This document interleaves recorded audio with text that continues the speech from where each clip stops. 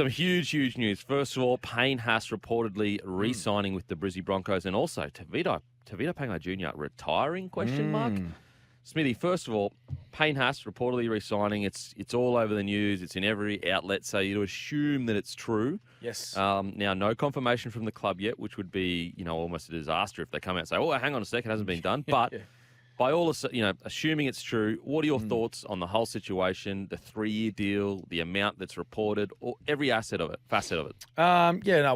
Obviously big news and great news for the Broncos, first and foremost, and particularly all the fans. They're sort of hanging out to see what was going to happen with Payne. There was talks about, possibly moving elsewhere, whether it be to Melbourne, Sydney, or even the possibility of going over to rugby. I know we discussed that last week, Kempy, but great to see Payne Haas, if it is true, which I believe it will be. I don't think there'd be so many news outlets talking about it if there wasn't some sort of truth behind it, that he's going to be staying first and foremost in the NRL. But secondly, I think it's great that he's going to stay a Bronco as well. It's where he started his career, and it's where he's taking himself to that level now as a elite front rower of our game. It's been all through the guidance of people at the Broncos. So great that he's staying there. $3.5 million, a lot of dollars. $3.5 million for 3 years is what's been written, hasn't it, Kempy? So a fair bit of juggling that's going to need to happen at the Broncos over the next couple of years, because they got to try and find some money to keep or retain Reece Walsh. They're going to have to upgrade guys like Ezra Mam and Paddy Carrigan as well. So I think this guy, though, was their main man. I think they needed to lock him away, and then possibly try to weave their magic, work their magic, and talking to the other guys to say, hey, look, you've got the best prop in the game at the moment. Many regard as the best prop in the game at the moment. Let's try and stay here and build something special. Yeah, it's. I think what is surprising, I guess, is how surprised some people are at how quickly the situation changed. But I do believe it's a really good, I guess, cautionary tale of only read what Payne Haas and the management have said. There was this idea that he'd rejected the deal, he's going to November 1st, and he's, when in reality, when you only read what the management or Payne Haas has said, they only said they're still in talks, and this is what's happened. So it's not actually this huge turnaround out of nowhere where Payne Haas has gone, okay, no, I want to stay. I think that they were just being honest. I think they were, we're in talks and we're trying to, get the best deal possible for Payne. I'm really happy for Payne. And I think that he, through this contract, whether it be his management fault, whether it be Brisbane's fault, whether it be the media's fault, whoever's fault, you can place blame wherever you want. I do think he's been a bit unfairly treated, because to say that, he shouldn't be considering going to open market, and the implication that he was almost being a bit selfish, I think that's really unfair on the kid, especially when, the fact that he is most likely pretty much signed. The fact that he has, it just proves that, he was never really about that whole narrative that was beginning to be created of this guy that was going to go to market, put all this pressure on his players and his brothers and his, that he plays with each week in the club. Yeah. What are your thoughts on the price and the length, Smithy? Yeah, well, I like the when you line it up against, say, a Tino Fa'asua Malawi, which is another huge signing during the past week, a 10-year deal, Kempy, for $12 million, and good on Tino for securing that deal for his future, for his family's future as well. I like the 3-year deal. I think it's just it's a good length of time for both player and club. I think it's a good balance there to sort of see. After 2 seasons, Payne Haas is the type of guy that I don't feel, unless he, takes it to that last season, I think the Broncos will want to continue to extend his contract. There's no doubt about that. If his form continues, and it's all based around performance, our game. If his form continues, and he's showing no reason at the moment why that would drop off all of a sudden, particularly in the next 2 years. If that continues, then I dare say the Broncos will come to him early and would like to, try and extend him further. So I like a 3-year contract. I really like that. I think that's a bit of a sweet spot for players, where they sort of when they sign. I find that players at times they can, right. If they sign longer than 3 years, sometimes they can get just a little bit comfortable, Kempy. Just knowing that, look, my long-term future's, relatively secure. I've got a 5-year deal, I've got a 6-year deal, whatever it's going to be.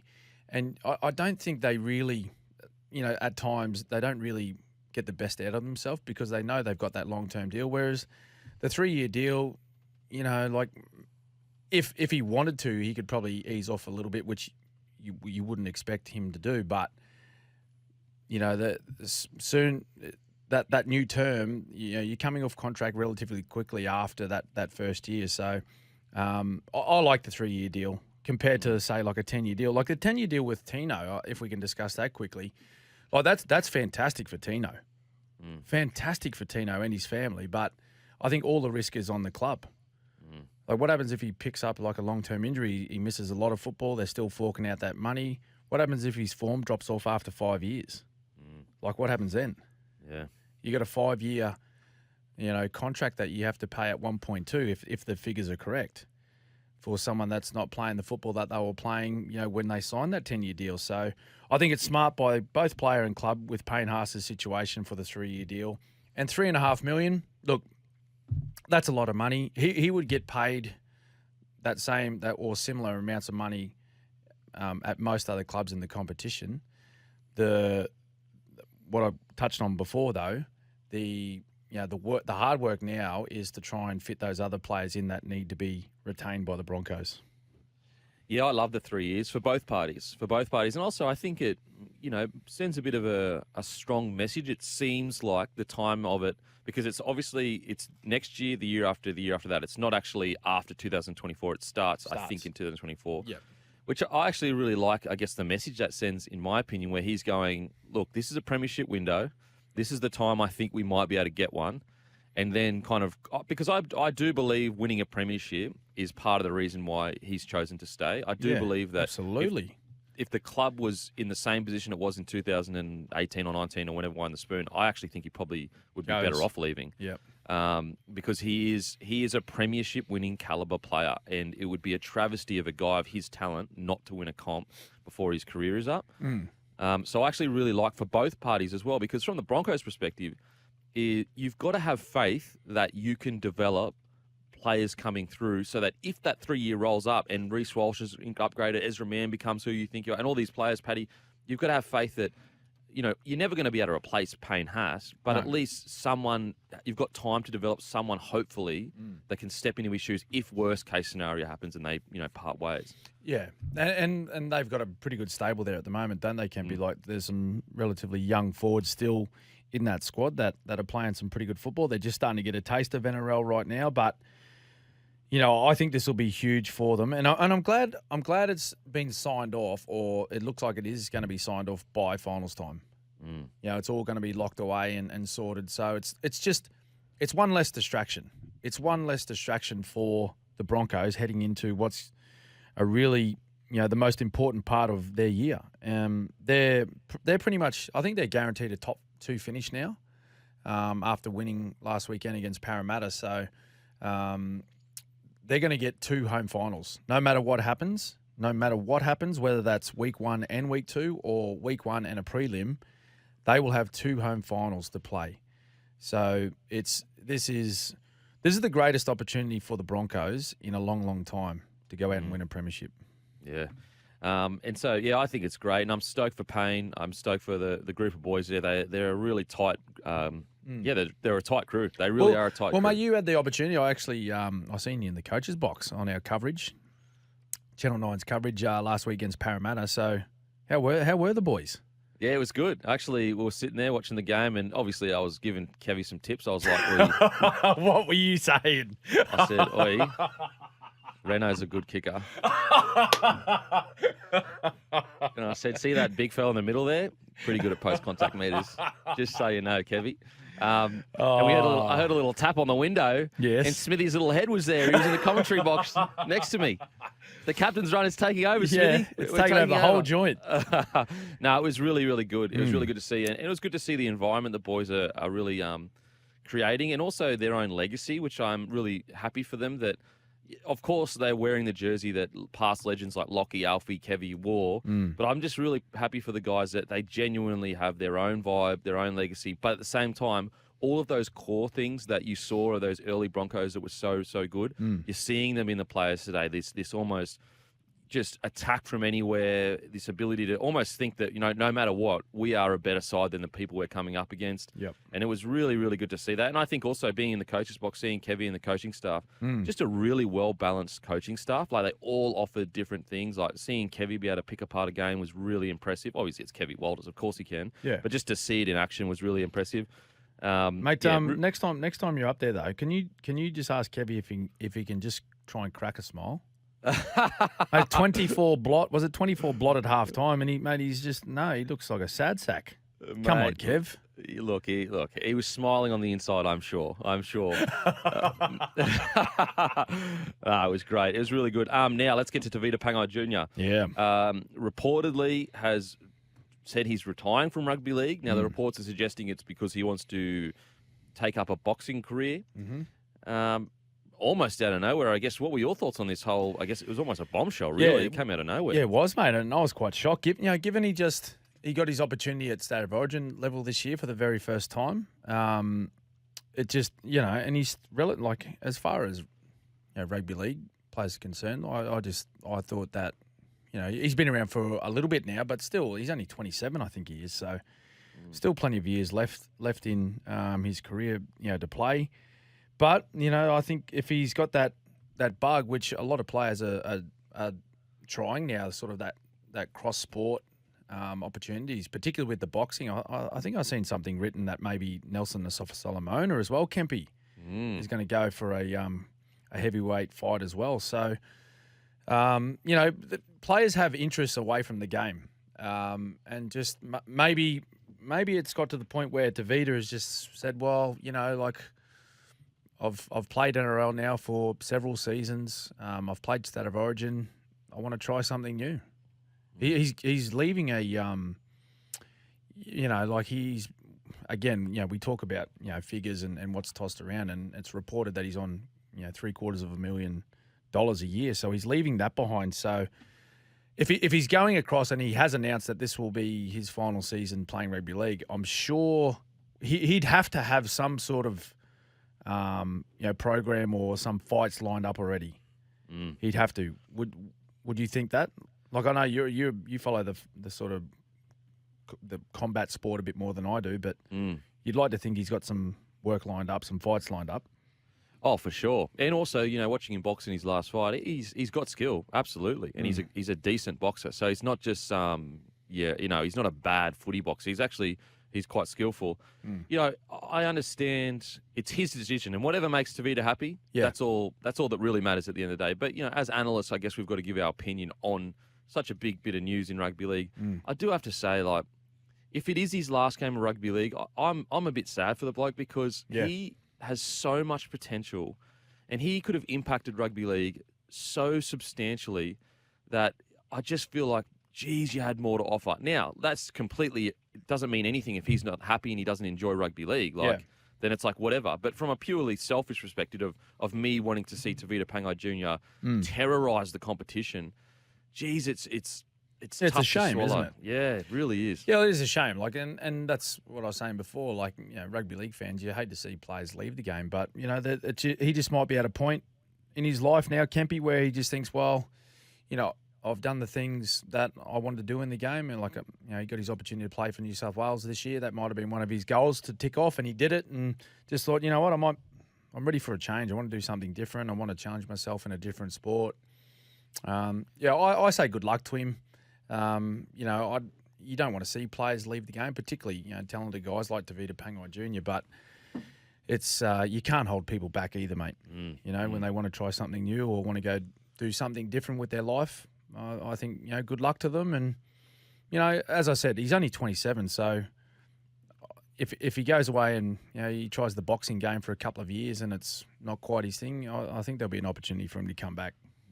I will say, with my limited, just a casual fan of boxing, if he fully commits himself to boxing, he could do some damage in the heavyweight division for sure in this country, in my opinion. Really? He is. He's got all the athletic ability. he has to obviously commit himself fully to the game, and we'd have to work on his fitness and all of those things. But technically and physically, with his explosiveness for how big he is, his knockout power I think will be there. I actually think he can do some pretty substantial things in Australian boxing. I'm not sure about international boxing, but Australian boxing at the very least, I think that he could. I think that if he commits himself fully for the next few years, he could challenge for an Australian title at the very least. Wow. Yeah, he's a solid boxer, and he has all of the physical attributes you would need for an explosive, powerful heavyweight. So what's his background, Kempy? Like, has he boxed since he was a young fella? I'm not sure. All I know is that watching his last fight, technically he was quite sound for his experience level as his second fight, and he wasn't a full-time. The only other guys that have that kind of level in current players is probably Junior Paulo. Yep. Those two are really the only ones outside of Josh Alloway, but he boxed as a junior. Those guys can actually box. Really? But it's just a matter of the issues he had in league of sometimes not being, I guess, as dedicated as you would hope. Can he maybe fix that in boxing? Maybe he will, because it's an individual sport, so it's a different environment. Yeah. But I don't think it's a crazy venture where he's just walking into a completely, like, if he was to go to soccer or something, I'd go, look, there's just no way. He just doesn't have the physical attributes to be a soccer player. But for boxing, I actually think he might go all right if he commits himself to his training. And he's got Sonny Bill in his corner, and all of those boys that have been there and done that. So yeah, we shall see. We shall see. Rabbitohs with Murray, keeping it going for Walker. Mitchell, quick hands. He was hit by Ravalawa. Downfield goes Johnston. Then back for Tass. Tass has got Johnston. Johnston's away again. It's a double for Alex Johnston. He goes to 187 tries.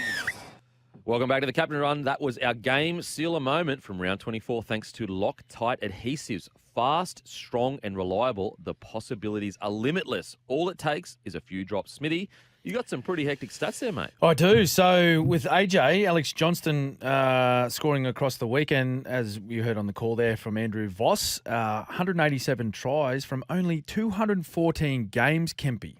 That's incredible. And he sits third on the all-time list. So those top three. Next in line, sitting second, Billy Slater, 190 tries from 323 matches. And I'll tell you what, he missed pretty much 2 full seasons with shoulder injuries and knee injuries and whatnot. So that could blow out to possibly, 220, 230 if he stayed fit throughout his entire career. But number one spot, which is pretty impressive, it goes all the way back to Ken Irvine. He scored 212 tries from 236 games. So still a fair bit to go for AJ, but look, if he stays fit, continues to play well, and he's obviously playing in first grade, he'll get that. He'll get that big one this weekend too. I think it'll be on for the Wingers this weekend, Sunday afternoon, I think it is, in Newcastle. So yeah, good luck to AJ. He could quite possibly move past the great Billy Slater into second spot all time, Kempy. Wow. And I think he's, 27, 28, so he's still got a few years left in him. Yep. What's with the wing spot for the Rabbitohs and being able to trying to like a meaty? Yeah. You got Merritt was on the wing there. Mate. That scored 1,000 tries on the wing for the Rabbitohs. Yeah. No, they all score them. Unbelievable. That's incredible from Alex Johnston. Now we've got some texts here. G'day, Coppers. Do you think Payne Haas manager is doing him an injustice? Payne was saying things and his manager behind the scenes was contradicting them all the time. I think Payne stepped in now and signed the contract. Look, it's hard to say who was, because you in just reality, don't know, mate. You don't know. You don't know. And as I said, unless it's a quote, outside of that, it's just all reports, and you don't know who's pushing those reports. Is it to put pressure on Payne to resign? Is it from his management? Is it from the Broncos? Is it from just random media people wanting to get a story out there? It was only, a week ago that a journalist was basically saying that the offer had been rejected and they were going to the November 1st. Not that, they're still in talks. It's rejected. They're going to November 1st. So it's really hard to say, mate. I think at the end of the day, just believe whatever the quotes are and then just go from there. Yeah. It's hard because everyone wants their own sort of take on it, right? Particularly, journalists, they need to fill the papers and they need to write their headlines. So sometimes they're willing to just maybe add a little bit of GST to some of the stuff that you hear. But, what was it, a couple of weeks ago, Kevy Walters actually come out and pretty much said, oh, look, no, we're pretty much done. And, so he might have jumped the gun a little bit there, but he might have jumped the gun without letting Payne know that he was going to say it. But it looks as though that was always the case, that they were pretty confident that they were going to get Payne's signature, and it so happens that it's turned out that way. Yeah, what my understanding is Payne loves the joint, and he wanted to stay. Well, clearly he wanted to stay, he just re-signed. But my understanding from the get-go, Payne loves the Broncos, he loves the boys, and he wanted to re-sign. Now, let's get some more text here. There's an interesting one, and one I've sort of had conversations with people around the game. Boys, once a player is subbed off, do you think he should be allowed back on the field? What are your thoughts on that one, Kempy?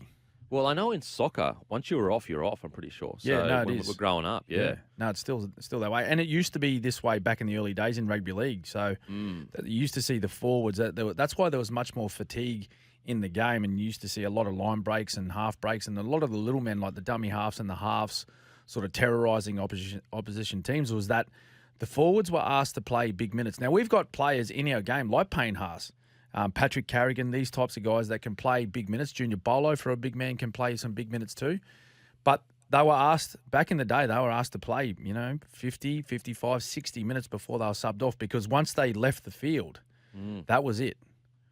Yeah, I don't mind it.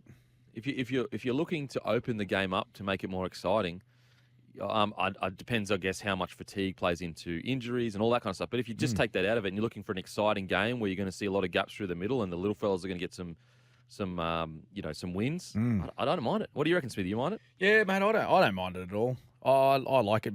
Having played in the dummy half role, I think if it opens up some more opportunities for the little fellas, so you're not playing against fresh big men all the time. Yep. Jeez, it's hard work. But anyway, no, I think I don't mind it. But no, I guess a lot of people would think, oh, geez, we're going backwards though. We're going back to what the game was initially. But I don't mind it. I don't mind. I think rugby league is a game of, outlasting the opposition. So, maybe have a look at it down the track.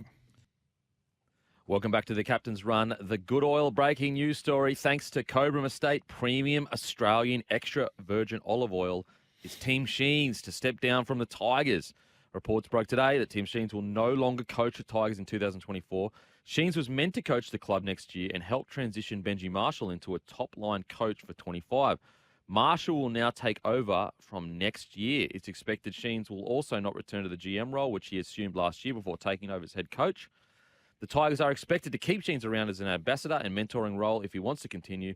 It's also reported that Rabbitohs assistant coach John Morris will be Benji's leading assistant coach for 24. Tigers chairman Lee, Hagam Pelletellis. I'm terrible at this. You say it, Smithy. You got it? No, I don't. No. Oh, no. Lee Hadjipentelis. There you go. That's Great why work, they give him Tommy. the big bucks. That's why he gets paid the big bucks, guys. There have been internal discussions about expediting the transition of Benji into the head coaching role, which is something that was always contemplated. Interestingly, earlier in the year, I'm pretty sure the leaders at the Tigers said that Tim Sheens would be the coach next year. So I'm not sure if it's always been contemplated, but it seems in the last couple of months that it maybe sped up the process a little bit. What do you reckon about the whole situation, Smithy? Yeah, mate, I don't mind it. Look, they've had an awful year, haven't they, the Tigers? So, I think a change is a positive thing. And I think, from all reports that I hear and talks out of the Tigers, and not that I hear a lot, but the few people that I do speak to about the Tigers is that they've got huge raps on Benji. They've got huge raps on, what he's been able to do with that team this year, and his transition from, moving out of being a player in the competition to now coaching. And they've been extremely, positive about, some of the things that he's brought to the club as an assistant coach. So, I think the plan was maybe, another 12 months, as you mentioned, and then Benji takes over as head coach. But maybe that's moved along quicker than what they thought, and maybe he's ready to go now. He may have indicated it. And again, like a lot of this stuff that we talk about, Kempy, we just mentioned before the break, it's all reports and what you hear. Unless you're inside that organisation, you don't really know. But I would assume that Benji's indicated to the people at the top to say, look, I'm ready to go. I'm ready to go. Look, I'd imagine that when he was playing in those latter parts of his career, when he was at the Tigers, even when he spent a little bit of time at South, I reckon he would have been doing sort of a part of his role as a player would have been to coach as well. There's no doubt. I've got no doubt about that he would have been mentoring, coaching some of the younger halves and even the guys that he was playing alongside, teaching them about the game and trying to help them improve as players, no matter what position they played. He's that type of guy that had that experience. He understood the game. He had great knowledge of the game. So I'd assume that he would have spoken to a few people around the organisation and said, look, I'm ready to go. I'm not trying to boot Sheensy because I believe they share quite a close relationship. Through their time together as player and coach at the West Tigers for a long period of time. But I think he would have said, "Look, I'm ready to go. You guys have to make your decisions, but I'm ready to take over as head coach." And I think he's got a huge respect from the playing group as well. I think that's pretty clear. You can see that when you see vision of them at training and doing whatever they're doing. And whenever we've spoken to guys, playing for West Tigers, they speak very highly of Benji Marshall. So I think it's a good move, and I really hope they keep Tim Sheens involved. I think it's reported that they would like to in some capacity. That's if Tim wants to stay on in some sort of role with the West Tigers. Because he's a great rugby league person. He's been around the game for a long time. He's great knowledge of the game and could only be a positive for that club. But I think it's time for Benji to take over, and I think it's sort of an exciting next 12 months for them. Yeah, it's a tough task. The only, I guess, worry I have for Benji, and everything that I've heard is that, how they started the year quite poorly, and then they had this great run of form. Everything I'd heard is because they were leaning a bit more heavily on Benji during that time. I hope the Tigers create a good environment for Benji to be allowed to be the best he can be. And that is really where a lot of coaches have suffered at the Tigers, where the environment hasn't been, I guess, ideal for them to be as good a coach as they can be. So I'm hoping that this is a show of, extreme faith in Benji, and also a show that the Tigers are going to create the environment that Benji needs to be a good coach. Yeah, absolutely, mate. That's a great point that you make, because if you look at any of the successful organisations, not only in our game, but around the world, the coaches are left to do their job, and that is to coach, and that's it. Nothing else. Like they're not asked to go and promote the organisation. They're not asked to go and present in front of this board and that group of people and come to this day and we need you here. And like speaking from experience with Craig Bellamy, he does very little of that stuff outside of coaching. Really, his only job is to turn up at training and make sure he prepares the players to the best of his ability. That's it. Like he might do an appearance every so often, Kempy, every so often, but he doesn't have to go and sit in a board meeting and talk about the performances of the team over the last month, give them updates on players and injuries and all that sort of stuff, which I've been told like other coaches have to do. He does absolutely none of that. Yeah, that falls back on a lot of the role that Frank Panissi does as the football manager or the GM of football, whichever title you want to call it. Craig Bellamy, all he does is turns up at training, and he knows his job for that day is to prepare his squad the best he can for that next game on the weekend, and that's it. So that's really what they have to help Benji.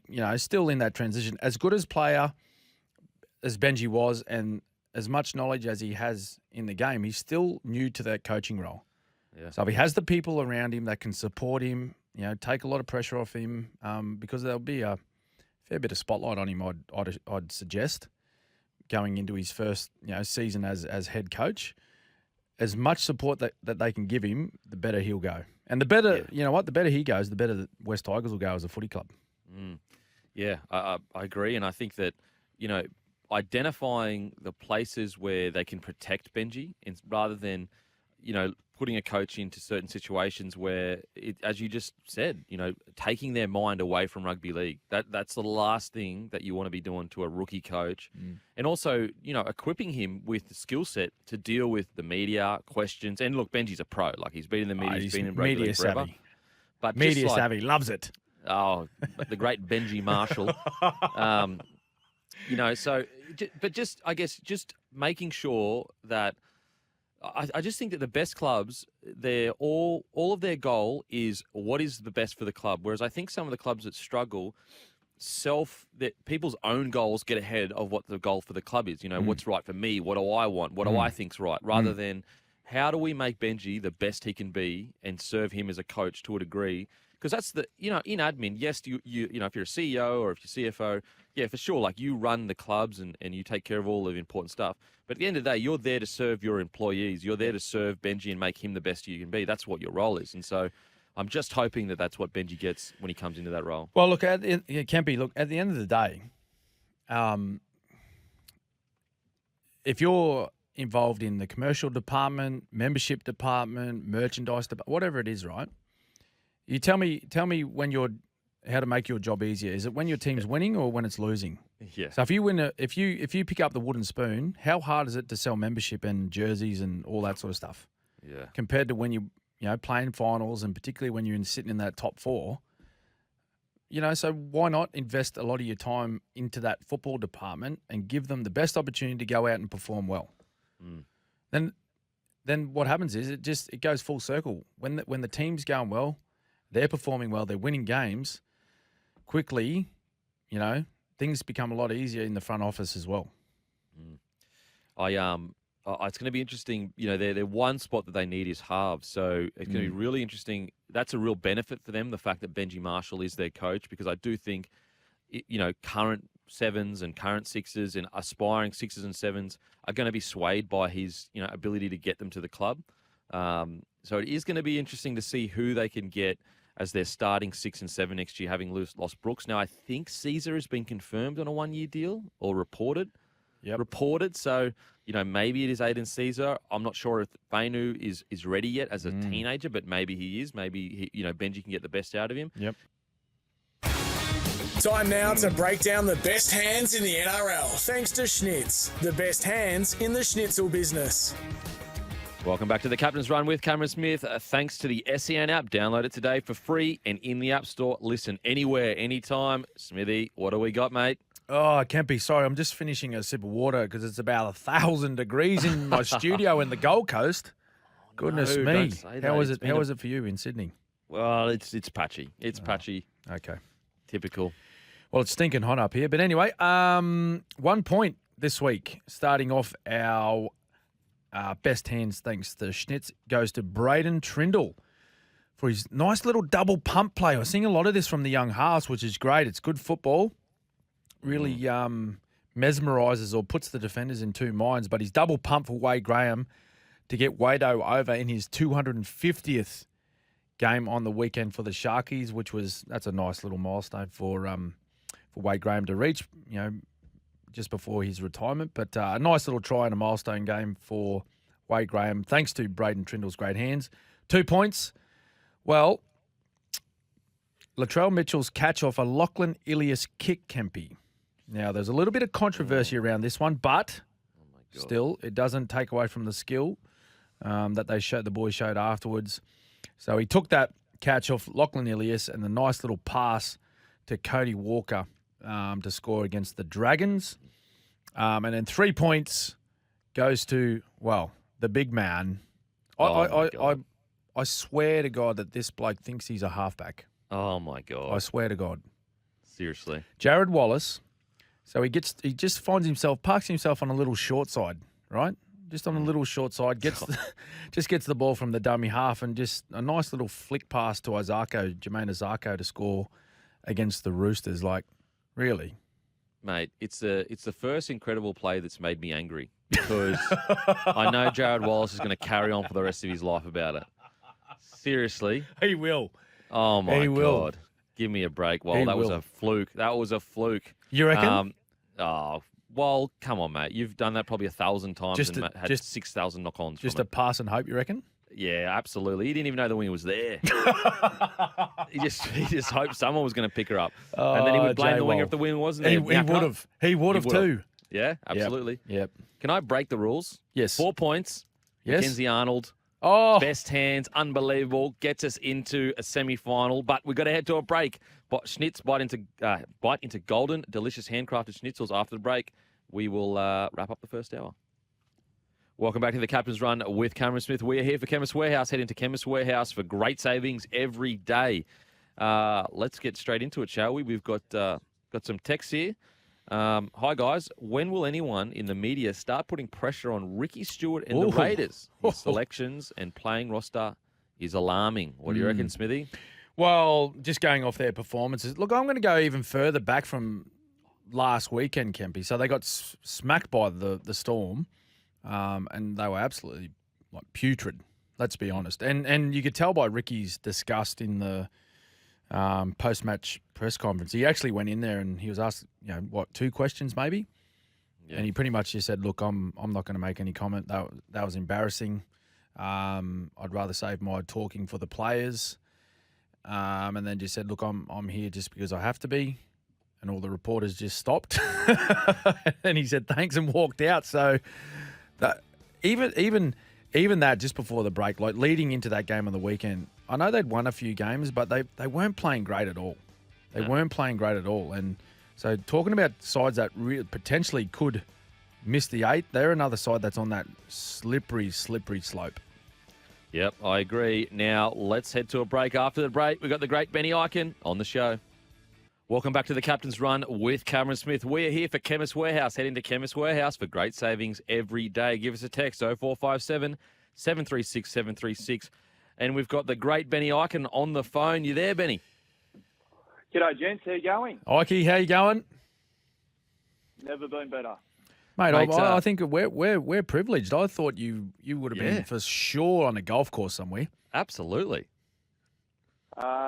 Listen, take a holiday up here, and I won't lie, I tried desperately to get a spot in the comp. I couldn't find one. You are lucky.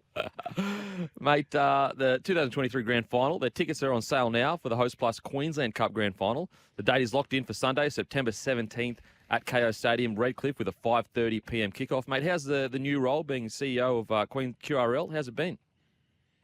It's been fantastic. Having come out of 10 years of media where you kind of sit on the sidelines and pass the commentary from a distance, there's this kind of pull to get back into the fire, so to speak. And I jumped back in with the Broncos for a couple of years. You sort of work right at the elite end of the game, and there's a unique energy about that, but it's very narrow focused. And then coming across to the QRL, you get to connect with all those people who, create that experience for the 68,000 participants, and they do it for nothing. And so you I remember I had this 1 week, I think it was State of Origin 3, stepped out of a suite in Sydney, and then by Saturday I was in the can bar at the Miles Devils.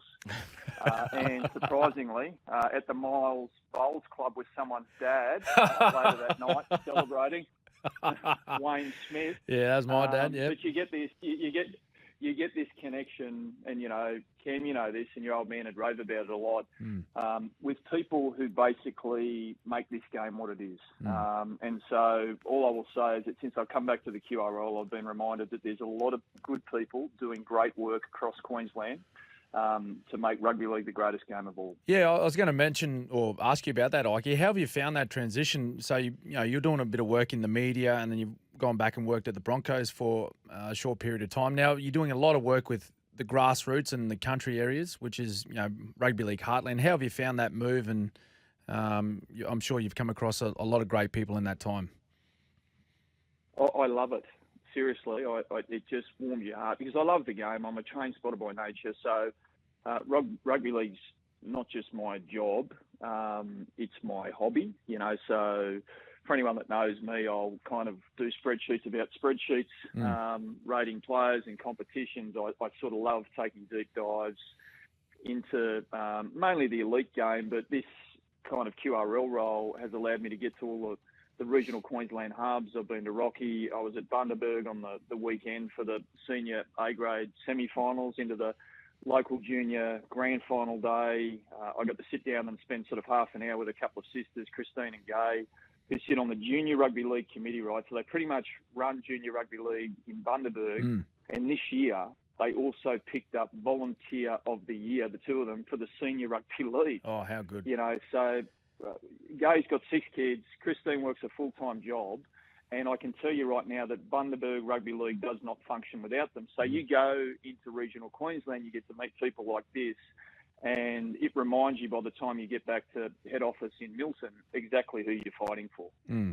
Which is great, mate. It's important, isn't it, to have those volunteers, and such important for the grassroots footy to continue and thrive, and then hopefully, you know, those boys and girls continue on into those elite programs in the NRL. But talking about, you know, the Queensland Rugby League and the Queensland Cup this year, it's approaching the final series, but big weekend. There's still 9 teams that could possibly play in the final series, with South Logan Magpies on top. That's it. So Carmichael Hunt, in his first year as a head coach, so he won the Melbourne Indy Cup last year as a head coach. He got thrust into the top job with the South Logan Magpies this year. Steve Bretherton sort of moved out of the head coaching role into the CEO role there. And Kay's stepped up and can close out the minor premiership this weekend. So South Logan play the Capras up at Brown Park, 4 p.m. on Saturday. And the other game that's going on, so that if South Logan win that, they secure the minor premiership. But if they lose, at the same time, up in Townsville, the Burleigh Bears are playing the Blackhawks. So if the Bears end up beating the Blackhawks and South lose to the Capras, then the Bears are at the minor premier. So at the top, there's a good fight for that, best team of the regular season trophy. And then, as you pointed out, 9 teams still in the mix to play finals. And so a couple of important games.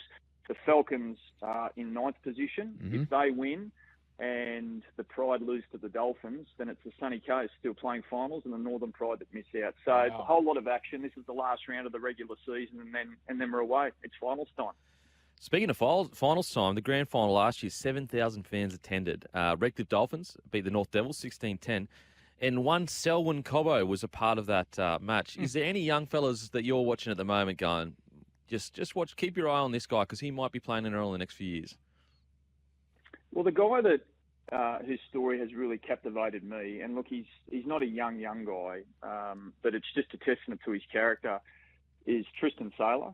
You know, so we all know what happened to Tristan, dragged through the courts and came out the other side and found his way back to Queensland. He came to the South Logan Magpies. He ended up, just going there on a straight contract with the club. That converted into a train and trial contract with the Brisbane Broncos, which then put him onto the development list.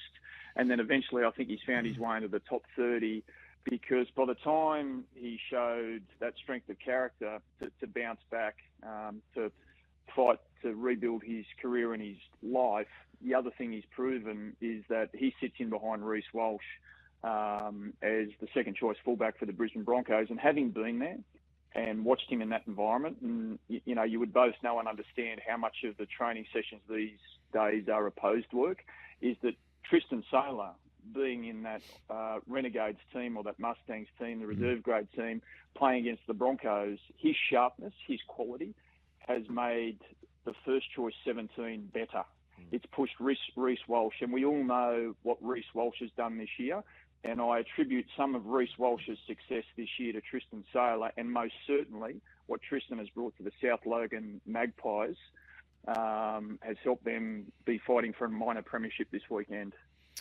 Ikin, you recently visited PNG. Tell us about that trip, mate, what it was like. And do you think there's an opportunity for, this talk with the NRL about, expansion and whatnot? Is there an opportunity in the future, do you think, to put an NRL team up in Papua New Guinea?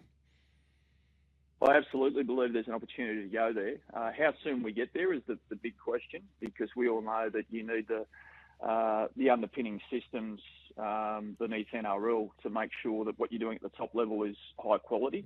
So I went up there for 3 days. I went and watched some kind of junior talent ID sessions. It was magnificent. So the facilities are, at best, by comparison to ours, even in junior footy, like third rate, but you get I think we had a crowd of about 1,000, 1,500 people just to watch these young blokes, 14 and under 14s and under 16s, just belt each other. And every time they got belted, they'd get up with a smile on their face and the crowd would cheer.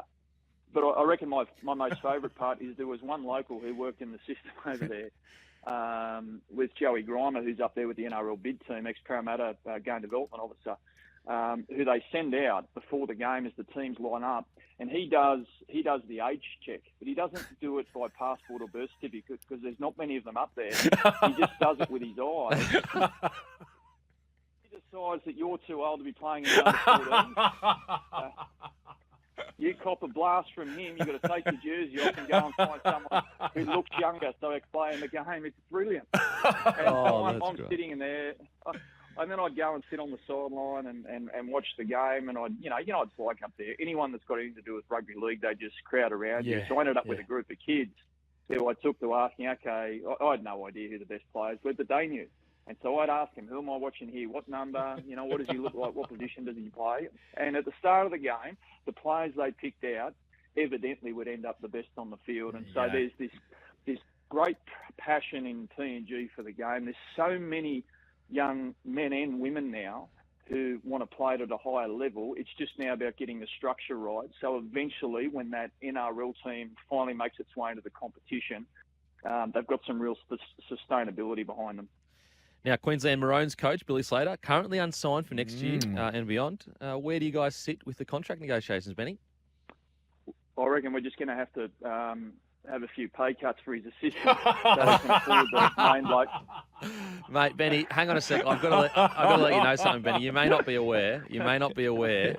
I'm actually the assistant to the assistant, and I've yet to be compensated for back-to-back origins.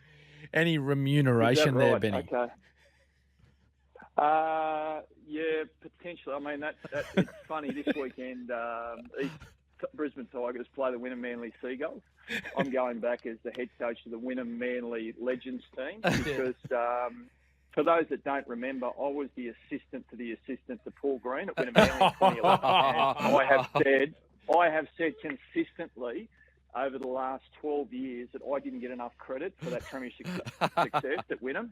So I know how you feel. Just keep fighting the good fight.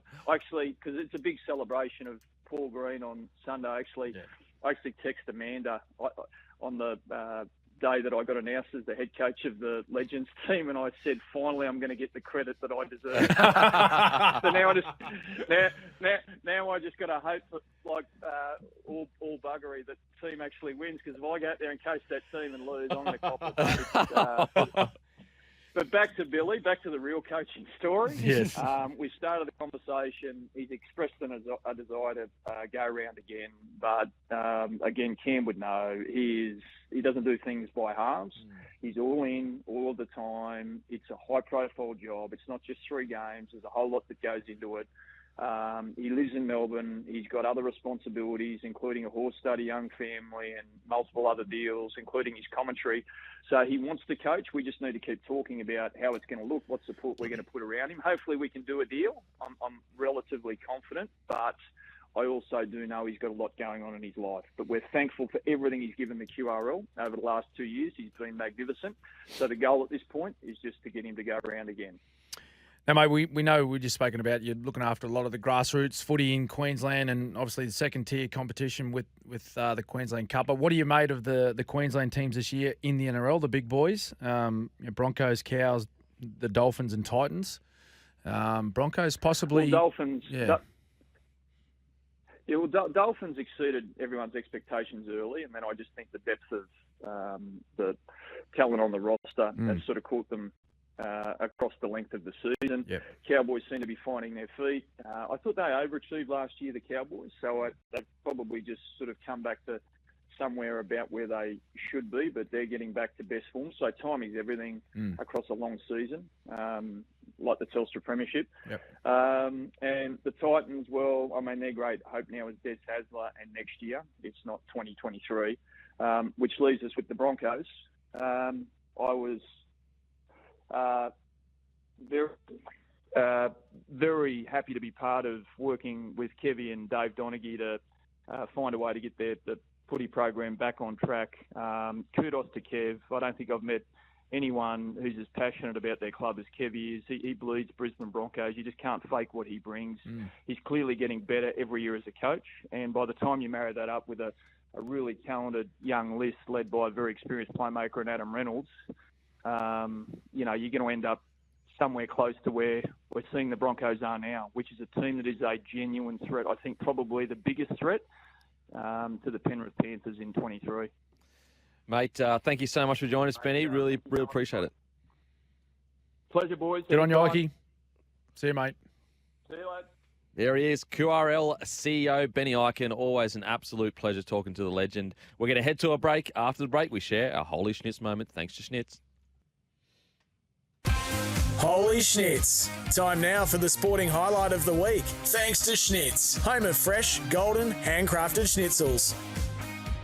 Welcome back to the Captain's Run with Cameron Smith. Time now for our Holy Schnitz moment of the week. Smithy, what do you got? Oh, Kempy, now, listen, I feel as though I'm not the only person that would have yelled Holy Schnitz, right, in this moment, which is my nomination. It was the penalty shootout with the Matildas versus France last Saturday at Suncorp Stadium. I reckon I yelled Holy Schnitz 7 times. Wow. And the last one, when Courtney Vine was lining up and she just nailed it into that right side of the net, that I let go of the longest Holy Schnitz, right? The longest one I have ever said in the last 2 years. Mate. What an unbelievable moment for the Matildas. What? Talk about edge of your seat. I have never been so, anxious and, please, and then we had opportunities to win it, and we didn't, and I was like, oh, my God, we've lost this, and then they came back. It is, oh, my God. Mate, even the last, so we go to extra time, right? The second half of extra time, and it goes into stoppage time of extra time, and the Frenchies end up with a corner kick, and I'm thinking, no, this can't happen. Imagine if they put that corner in and they header in a goal, and we get beat on the whistle. Heartbreaking. You want to know my Holy Schnitz? Yes, it's in please. the same game, Smitty. Yes. Same game. Yep. Okay, so they're attacking our goal, Yep. and the ball goes out, and they cross it back in. They get a corner. Yes. So I yell Holy Schnitz then going, this is a robbery. We're being robbed here in our own country. Yes. They cross. We score an own goal. I yell Holy Schnitz again.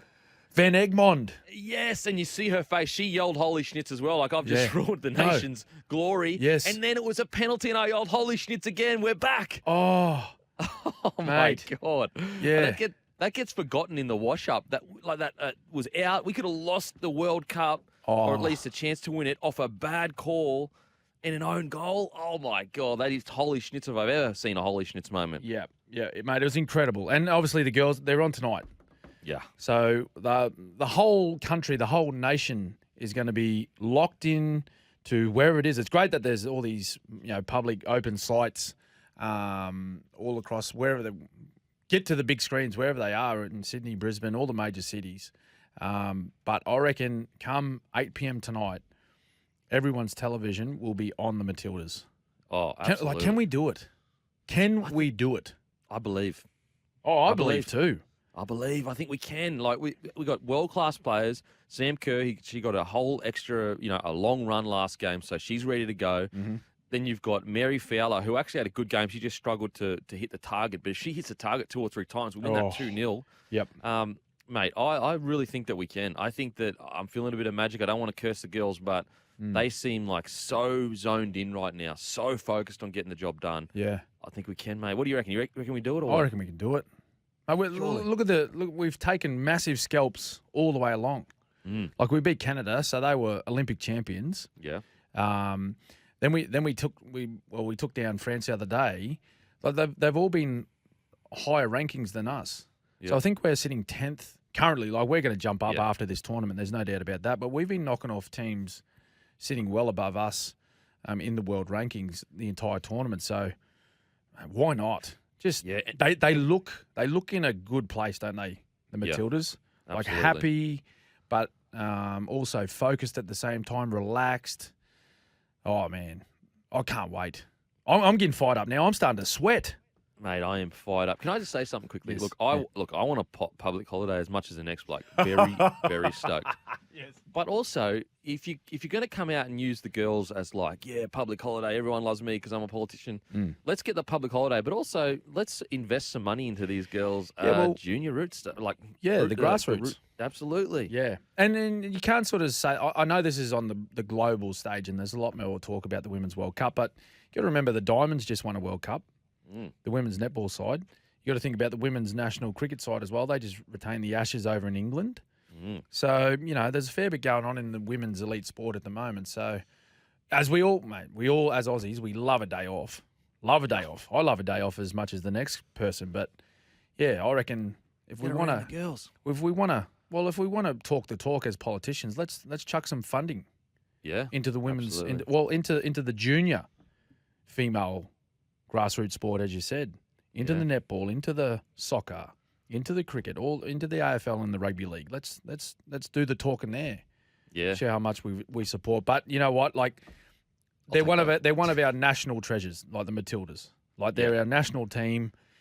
World Cup. It doesn't get any bigger than this. It's just incredible. If they were to win tonight, mate, unbelievable. Let's tip some money into the grassroots sport and let's have the entire week off leading into the World Cup final. Agreed. The entire week. Here. Smithy has spoken. He has spoken. Let's do it. We are going to head to a break. After the break, we got plenty more rugby league to talk about, including game previews, including NRL announcing a new Pacific Championship. Welcome back to the Captain's Run with Cameron Smith. We are here for Chemist Warehouse. Head into Chemist Warehouse for great savings every day. NRL announced new Pacific Championship. Australia Rugby League Commission has announced a new Pacific Championship in October and November this year. Commission also announced a partnership with the Australian government to promote and develop rugby league in the Pacific through the championship. 6 men's and 7 women's teams will take part in 2023 tournament across 2 pools, which will begin October 14th. Men's tournament will culminate in finals in Hamilton, New Zealand and Port Moresby. PNG on November 4th and the 5th. The 2023 championship will include 2 matches in Australia, 2 in New Zealand, 2 in PNG.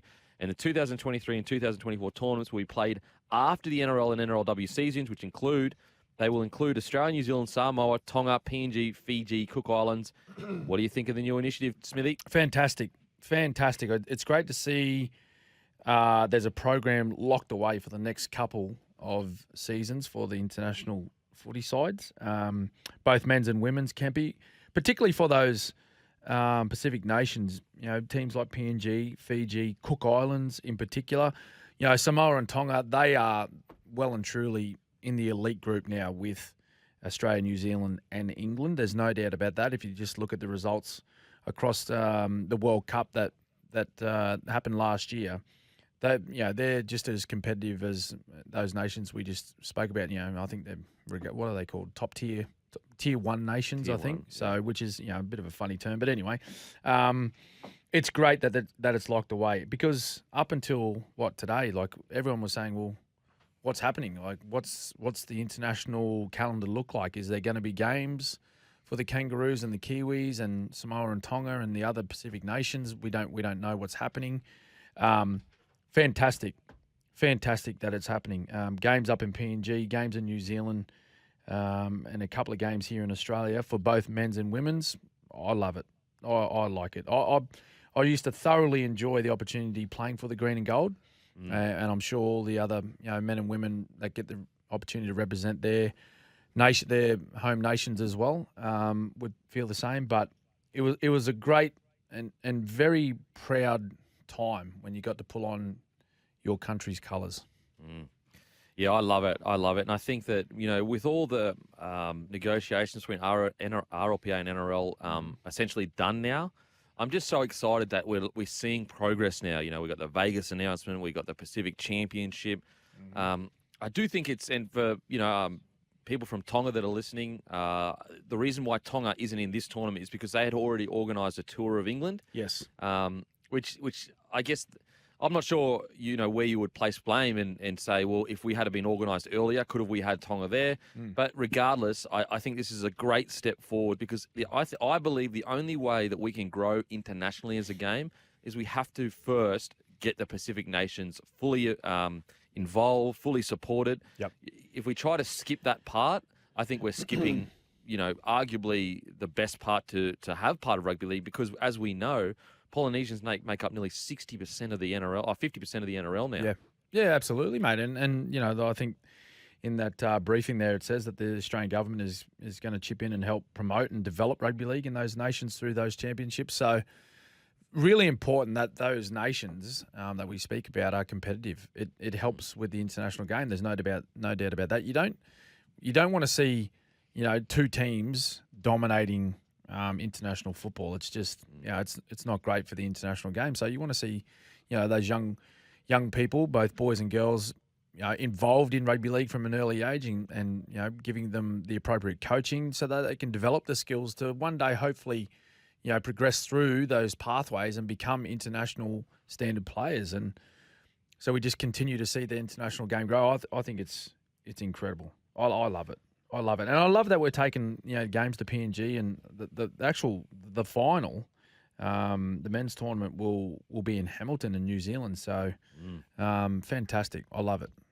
I think the real goal should be, hopefully in 10 to maybe 20 years. I know this is a slow process, but hopefully we're the game of the Oceania area. Like, hopefully that's the way we're seen, is, in this part of the world, Oceania area. I'm not sure whether some of the, like Philippines or, Thailand, I'm not sure if they're considered part of the Oceania, but broadly speaking, the Oceania with the Polynesian nations and obviously New Zealand, hopefully we're seen as that. Rugby league is the sport of that area. In regards to, going into this at the end of the year, do you think that, Samoa can do something great again like they did in the World Cup? What are your kind of feeling heading into the Pacific Championship? Yeah, well, I was just about to say, given the amount of Pacific players playing in the NRL competition now, so they're getting, the best quality coaching, the best quality, psychological training and development, and, giving information around, their preparation around their diet and their sleeping and all this type of stuff. They're only going to continue to improve and be better. So it wouldn't surprise me, Kempy, to see one of these nations like Samoa, who did particularly well in the World Cup last year, take out a tournament. Like they will actually beat out New Zealand and Australia, who have dominated these shorter form series over the last, period of time. So it wouldn't surprise me at all, particularly with the quality of players that are representing those nations right now, who are not just, quality players in the competition. They're dominating the NRL competition. They're some of the best players in their particular positions in the NRL, representing Samoa and Tonga. So, it wouldn't surprise me in the near future to see a couple of those teams lifting a trophy, which is fantastic. That's what, as much as if you're an Aussie, you want to see the Kangaroos win. If you're a Kiwi, you want to see the Kiwis win, and so on and so forth. But as a rugby league person, I think if you were to see Samoa or Tonga lift up a Four Nations trophy or a Pacific Championship trophy, as it's called now, I think that'd be a pretty cool thing. Now, Hutcho, I hope you listen, Hutchie. Vegas, round 0 next year. Round 0. That's what they're calling it, round 0, because it's a week before the round starts. I think you and I are going. Well, that's what I'm hearing, and I think the people are clamouring for it. That's what Hutcho. They want it. So I'm just saying, if we want to create good radio, we're going to give it the people what they want. Yep. And that is myself and Smithy on a golf course in Vegas somewhere, sometime next year. I think really, just to get ourselves settled in the time zone with the difference and all that sort of the jet lag. Maybe get over there. I don't know 10 days prior. Yeah, look, to the games. Make it 14 days. Okay, 14. Let's do it. I'm guided by you, Kempy. Okay. Well, it's a bad idea, Smithy. You'll end up in a bad place. Listen, hey, Hutchie's listening. Oh, sure. He of listens. course he's listening. He listens every week. He's a big Captain's Run fan. He loves the show. He listens to all the show. That's what all the good bosses do. But I think we're going. Now let's talk about it. What are your thoughts, Smithy, of the teams that have been selected? It's Brisbane, Roosters, Rabbitohs, Manly. What do you reckon about the whole, Vegas decision and, what it means to rugby league? Yeah, I like it. I think I like the fact that we're trying to grow the game. What impact it does have over there in the States, I'm not too sure. I think we should also work on, trying to make our game a little bit more visible in the States, you know, for people to be able to maybe stream or whichever way they find their games, but make it a little bit more accessible to grow the game. So I think there was some numbers thrown out the other day that if it's something like 0.01%, something like that, Kempy, of the US population watch the game, then that's something like 35,000 people, which is I think they're saying is a win. So okay. Yeah, so like I'd love to see. I know there'd be a lot of Aussies keen to get to the match who are living over there, and I reckon there'll be a fair few that want to fly over as well, make a bit of a trip of it, which is great. Like it's great for that whole sort of concept of a bit of a holiday, a bit of a different thing. Go watch the footy in Las Vegas, make a week of it, or make a fortnight of it, like we're going to do. But I'd love to see some locals just get to the game. I think that's the most important thing. Now that it's been announced, I'd love to see the game, which I'm sure they're doing, but like just promote it heavily. Smash it. Smash it out there and try and get as many local people to the game to try and if that's what it's about, rather than just a bit of an exhibition thing, then you know, let's get serious about it and promote it over there and get locals out there watching the game, talking about it, talking about the teams involved. And yeah, let's do it properly. I will say, and you know, look, I'm just a nobody talking on a microphone, but when we went to the Game 1 Origin, when the marketing push was, we'll show you real footy. Yeah. Maybe don't go down that route. Adelaide, you mean? Adelaide, yes, Adelaide Game 1. Mm-hmm. Maybe don't go down the route of we'll show you real footy in America. Maybe complement their footy and say, look, yes, we got something cool too. Yeah, don't say our footy's the best, because they've got footy too. And they love it, and it's part of their lives. So, yeah, I agree with you in regards to all jokes aside. The marketing needs to be there. I'm super excited, and I think that, look, it's just another part of rugby league where we seem to be quite agile in creating with Magic Round, Origin, obviously, and then we've got the international game that's getting worked on. Then you've got Vegas Round. When we're competing against, juggernauts like AFL, these are things that we're doing that at the moment they're just not doing, which is a win for us. Yeah. And we're thinking outside the box a little bit, which is good to see. I love these new things. Like I said, we'll have to wait and see after the game, or the games, that are played in Vegas, whether it's been a success or not. But you need to try. You need to try, because if you don't, you don't know. Yeah. So I think it's great that the game's taking a punt on it, and we'll go over there and see how it goes. I think it'll be a success.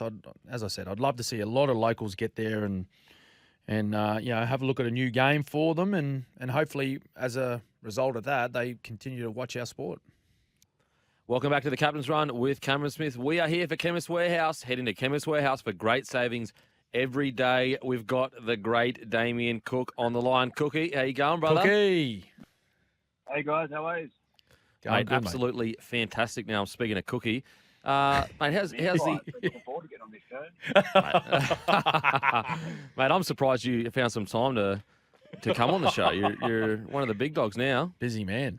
Mate, talking just a lot of travel at the moment. A lot of away trips we've had. We've had no time, but it's good to have a bit of normality this week. We're training at home before a big week, big game this week.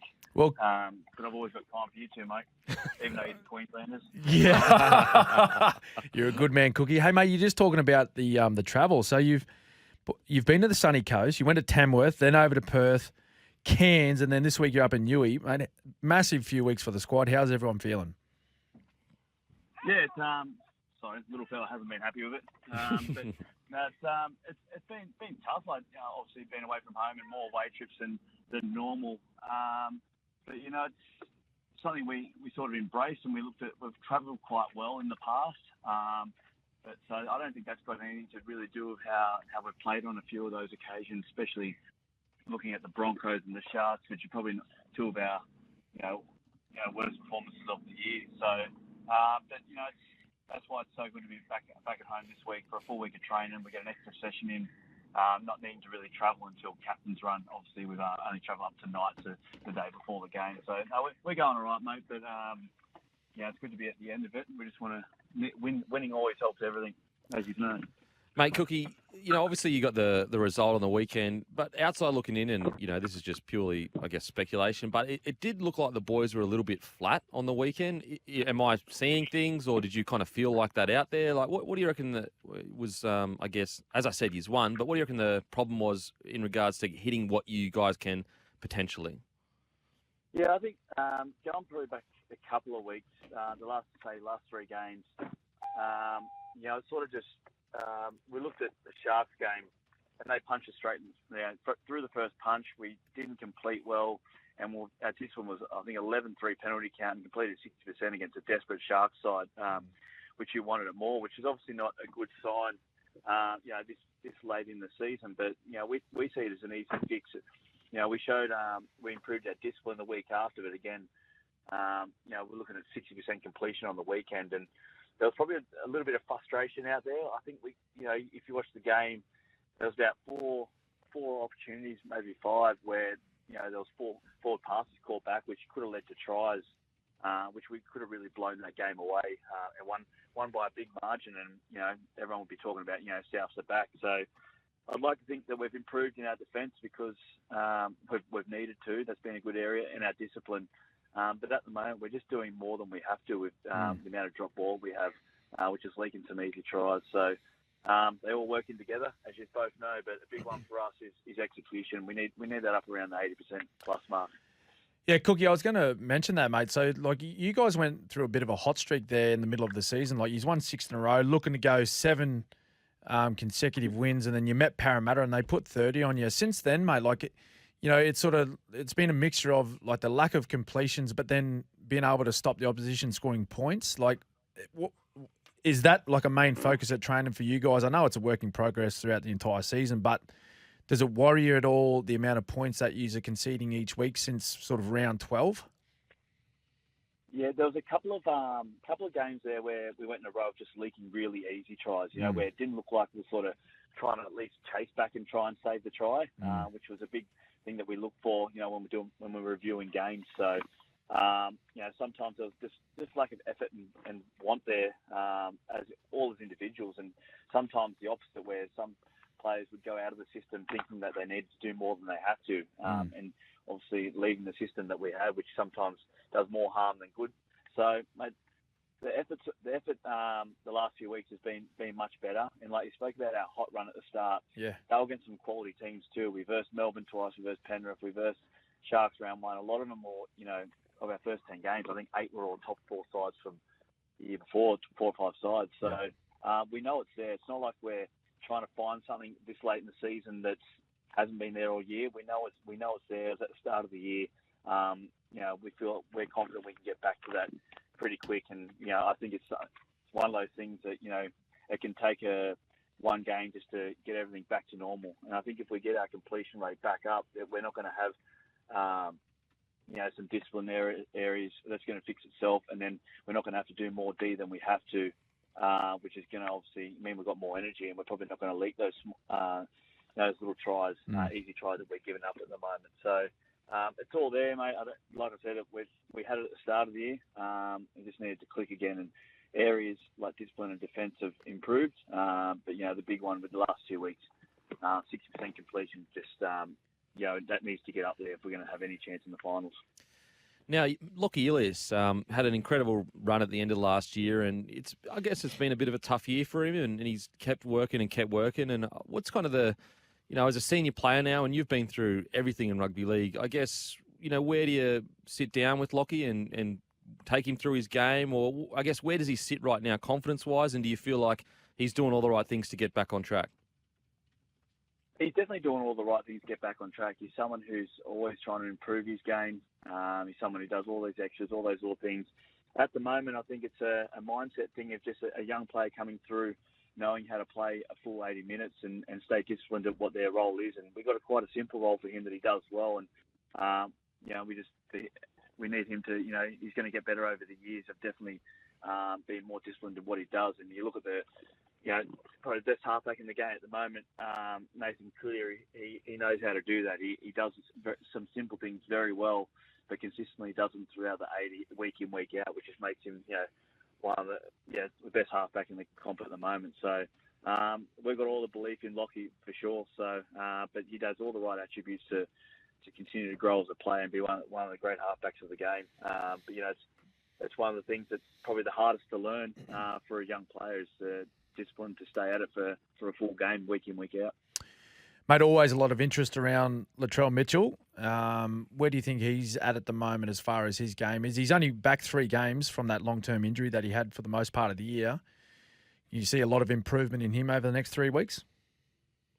Yeah, definitely. I think he's come back quite well. A lot of time off on the sideline. We could have thought he was going to have a bit of match fitness might have been down a bit, but he's flown into those 3 games and been thereabouts some of our best players each of those weeks. And we've seen what he can do and how he can change a game, especially when he takes a line on from those kick returns. But at the moment, I think everyone just getting the feel of each other with the combinations again, which we all know is there. Because when he gets a couple of cracks down on someone's try line, 9 times out of 10, himself along with Cody are getting it right. So we've just got to give ourselves those opportunities for the players like Latrell to do their thing. But no doubt, like I said before, if we get our completion right, left D, we're all going to have a bit more energy and we're going to be flying just a bit better like we were at the start of the year. So, big focus for us this week. Yeah, with the bye next week, it turns into sort of a 4-point game for us this weekend. Well, speaking of this weekend, it's a pretty tough road trip. Sunday Arvo in Newcastle against Newey. Mate, they've got the second best streak going in the NRL at the moment, along with the Broncos. They've won 6 in a row. 2-prong question. First, your thoughts on Newey at the moment and their form, and secondly, their main man at the back, Kalen Ponga. He's pulling a lot of the strings for them and a lot of great things happening around them. How do you stop him this weekend? Yeah, he's always one of those players. He's a freakish talent who needs to be looked after as a team. We've got to make sure that we're giving a good line down there and not giving him any sort of space to work with his footwork and pace. And he's playing with a lot of confidence at the moment, which is obviously as a fan, good to see him back at his best. But obviously we come up against him this weekend. But where he's dangerous is, you find yourself on those wide fours. You get a front rower down there, defending at 4-man. It's a very dangerous spot for them with someone like Kalen Ponga flying down there. I think that's where he's most dangerous, and that's where he causes a lot of trouble when he has against us in the past as well. So, he'll be definitely one to watch, and I think it'll be a good, obviously, battle between him and Latrell this weekend. But the Knights at the moment, it's almost like they got to a point where, they thought the coach was almost, media was talking about them getting sacked, and it's like they've almost just all relaxed a bit and just, enjoying what they're doing at the moment, just enjoying playing footy and getting out there having a crack. They thought their probably season might have been done, and next thing you know, they're 6 in a row and above us on the ladder. So they're playing quite a confident brand of footy too. Nice and simple. I think the halves are doing a really good job. Hastings, I think there's talk he'll play this weekend, but they're keeping the side going well with a good forward pack, which is allowing those halves and Ponga to do the rest off the back of that. Now, Cookie, just before I let you go, young gun Munro, he's got so much potential. What's it like seeing the young fella come through? And, is he as good as we kind of have seen him to be on the field in his short span rookie career? No, he's definitely going to be a special talent for us. And, not just this year what he's shown, but, next year as well. I think there's a real good opportunity for him to have a big preseason and chase that winger spot. He's definitely growing as a player. He's getting a bit bigger, a bit more size on him as well, and he's bloody quick, which we've seen. The game against the Sharks was probably, you don't want anyone to have bad games or have a few errors or anything like that or make some defensive reads, but it was probably a really good game for him to have and a good learning curve for him, because the other game he had, it's like everything went his way. So I think it's important to experience those things and learn from those things and grow as a player. But, mate, he's... what impressed me most about him when he came in and played against the Warriors for us in wet conditions when it's not really the best to take any yardage carries, the way he held his own, I think that showed a lot of credit. And those players that are willing to do the tough stuff getting out of our own end, they're very valued in our team. And he's definitely shown those qualities early in these games he's played. Mate, Cookie, thanks so much for joining us, brother. Really appreciate it, as always. No worries, guys. Thank you. On your Cookie. There he is. One of the game's good men. The great